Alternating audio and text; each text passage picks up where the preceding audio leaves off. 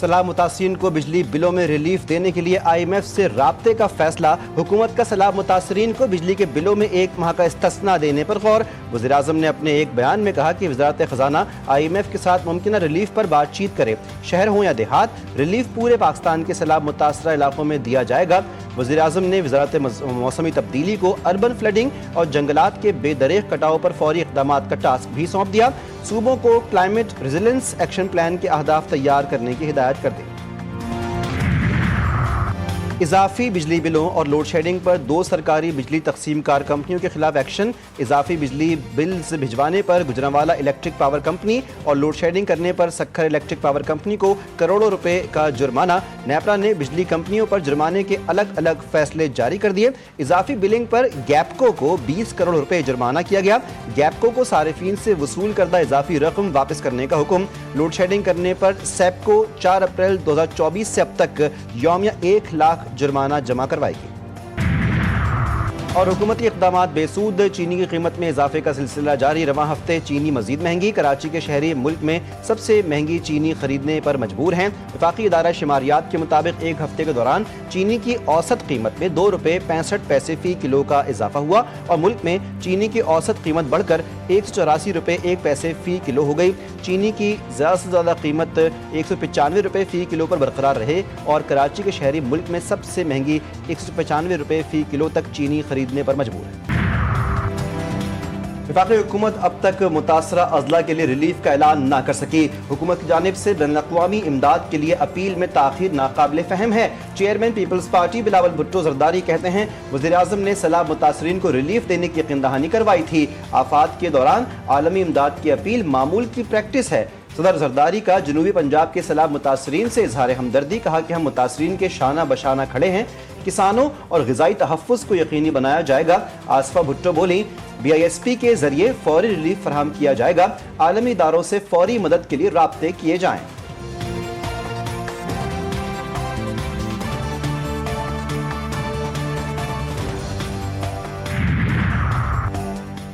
وزیر اعلیٰ پنجاب مریم نواز لیاقت پور کے نواحی بیت ظاہر پیر بند پہنچ گئی۔ منجن بند پر بوٹس اور بیڑے میں آنے والے خاندانوں کو ریسکیو کیا۔ سیلاب متاثرہ خواتین کی کشتی سے اترنے میں مدد کی۔ بزرگ خاتون کا ہاتھ تھام کر بند پر لائی، ننھے بچوں کو گود میں اٹھا کر پیار کیا۔ مریم نواز شریف کو انخلا آپریشن سے متعلق بریف کیا گیا اور ریسکیو آپریشن میں لائف جیکٹس کا استعمال لازم قرار دیا گیا۔ ریسکیو آپریشن کے دوران 488 مویشی محفوظ مقامات پر منتقل کیے گئے۔ وزیر اعظم نے وزیر اعلیٰ پنجاب کی سیلاب سے متعلق امدادی کاوشیں قابل تحسین قرار دیں، کہا قدرتی آفت سے بے پناہ مسائل اور چیلنجز نے جنم لیا، متاثرہ افراد نے غیر معمولی ہمت کا مظاہرہ کیا، پاکستانی قوم مصیبتوں اور صعوبتوں کے ساتھ ہتھیار ڈالنے سے انکاری ہے۔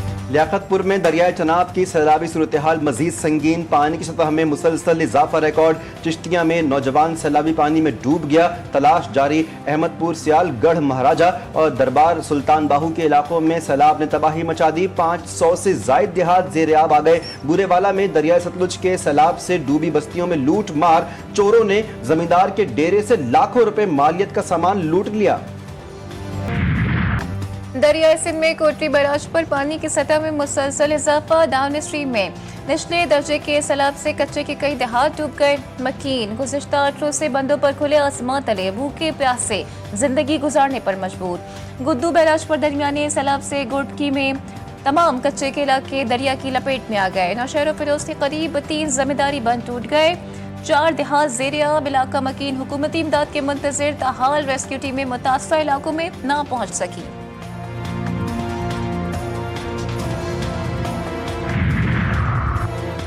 بن رہی تو شاہراہ بھٹو ٹوٹ جائے تو ملیر ایکسپریس وے، امیر جماعت اسلامی حافظ نعیم الرحمان کا طنز۔ کراچی کی تباہی کی ذمہ دار پیپلز پارٹی اور MK میں قرار دیا، بولے کہ ہب نہر کا افتتاح بلاول بھٹو نے کیا، وہ بھی ٹوٹ گئی۔ سسٹم کے نام پر جو چل رہا ہے وہ سب کے سامنے ہے، سیلاب کے نام پر کرپشن کی تیاری ہو رہی ہے۔ اپوزیشن لیڈر سندھ اسمبلی علی خورشیدی نے کراچی کی بربادی کی ذمہ دار پیپلز پارٹی اور جماعت اسلامی کو قرار دیا، بولے مقامی حکومت لوگوں کے مسائل حل نہیں کر پا رہی، کراچی میں سڑکیں اور انفراسٹرکچر تباہ ہے، ہب ڈیم کی نئی کینال بھی برباد ہو گئی، سارے ادارے تمام دن میٹنگ کرتے ہیں، کام کب کریں گے؟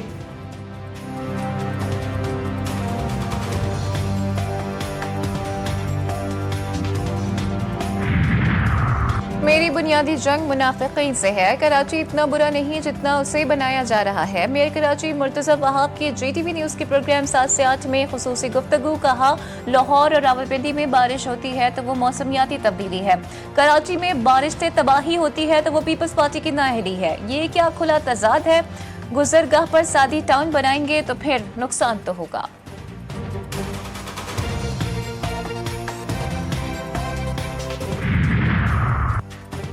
جماعت اسلامی نے ترقیاتی منصوبوں میں بھی منافقت دکھائی۔ جو لوگ الطاف بریلوی اور عمر فاروق سڑکیں نہیں بنا سکتے وہ بھی دوسروں کی ناکامی کا رونا رو رہے ہیں۔ ترجمان سندھ حکومت کا علی خورشیدی اور حافظ نعیم الرحمان کی پریس کانفرنس پر رد عمل۔ سعدیہ جاوید نے کہا کہ ایم کیو ایم نے شارع بھٹو کے اس حصے پر بھی سیاست کی جو زیر تعمیر تھا۔